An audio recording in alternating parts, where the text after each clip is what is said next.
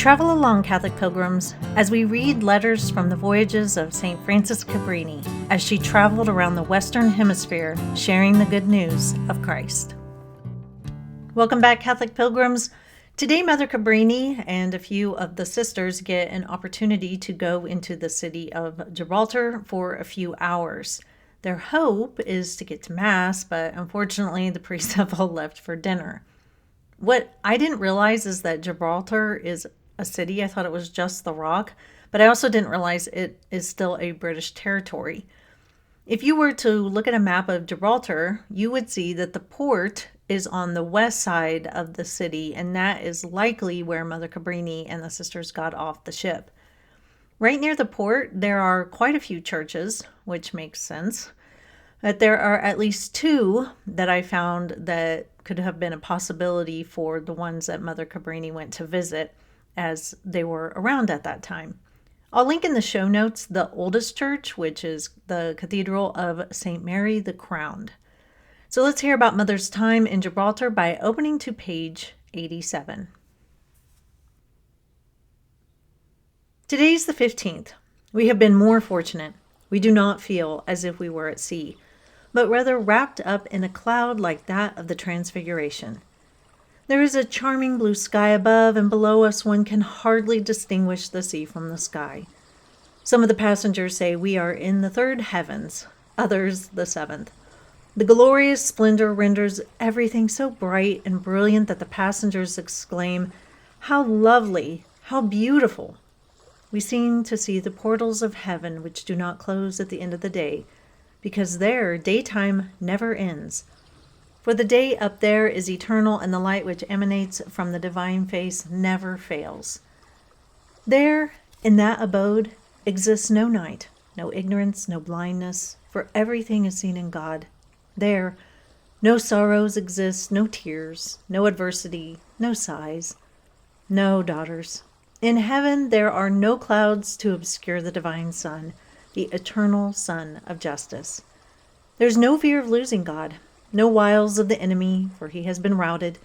The world is far away, and the body, spiritualized, lives in harmony with the soul. No, there is no night in heaven, and the door is always open. Friends reach there at every moment, every instant. They do not disturb, but rather render the repose serene and sweet.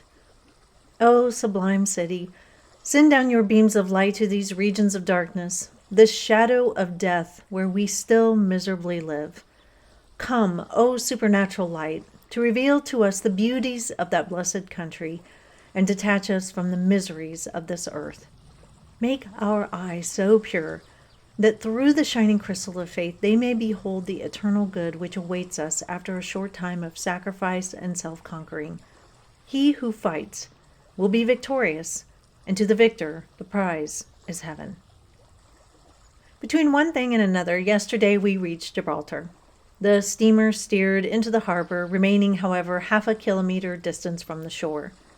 The small tenders came for passengers who were bound for Spain and for those who wanted to visit Gibraltar. Two of us went ashore to make a visit to the Blessed Sacrament, but the churches were closed, and the cabmen told us that they would not reopen at that hour, as the priests had gone to dinner. We then went to buy some Spanish books for our new mission, but we were handed Spanish novels. None of the booksellers had what we wanted. The cabman tried to console us by telling us there was very little devotion in Gibraltar. He took us then to the Burgos es Roco to show us what was interesting. In the public gardens we found all sorts of plants.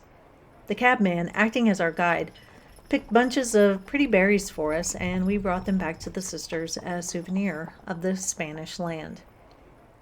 Gibraltar is grand, with its rocks and mountains which render it one of the strongest fortresses which England has acquired in the Mediterranean. There is stationed here a garrison of 6,000 soldiers, with an enormous amount of artillery and cannons of incredible size. The city is small and contains 3 Catholic churches and 3 Protestant churches. Though I was told there was very little religion in Gibraltar, all the Spaniards I met appeared to be good. They told me they were Apostolic Catholics, an expression which greatly consoled me. Moreover, they wanted to introduce us to the sisters they loved so much, but time was pressing, the captain having allowed us but 2 hours. So we hurried on board, where we were received with great joy, just as if we were members of one family. We are very fortunate indeed. Our company is composed of very kind ladies and gentlemen who are most thoughtful and respectful towards us. Among the passengers is a father of the conventual order whom I met 4 years ago at Hoboken. We were rather importunate in begging him to say Holy Mass, at least on Sundays, but he could not comply with our request, for he had no vestments or other requisites with him.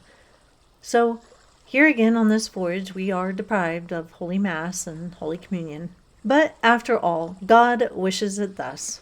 So let us cherish the memory of the last reception of him as Holy Viaticum in Genoa. As I have said before, he helps, consoles, and comforts us.